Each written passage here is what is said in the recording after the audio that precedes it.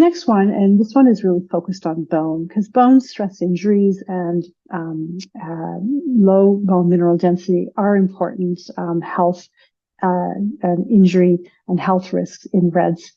I was really surprised in my practice. I wasn't surprised, but in my practice, I had young, healthy, elite Olympic and national, international level runners.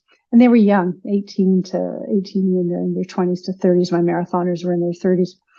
And when I started measuring their body bone mineral density, historically, I had pushback from my hospital that measures the bone mineral density, saying, well, they're not menopausal, so we shouldn't be measuring them.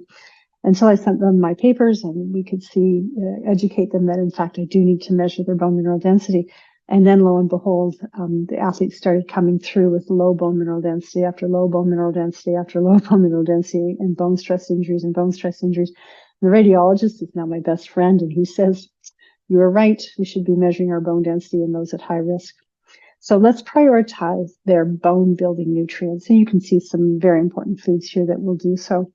You can't build bone if you don't have the substrate to build the bone. So what's their calcium intake like? And importantly, what's their vitamin D intake like? Certainly, vitamin D in my part of the world is fortified in milk, but milk is often something that is not, milk is often fortified with vitamin D, and milk is often food that athletes won't eat because they fear it might make them fat, which is a myth that needs to be busted. And so if they're not getting vitamin D in the milk, and they shouldn't be actually out in the sun too much with the risk of skin cancers, then they're not getting much vitamin D.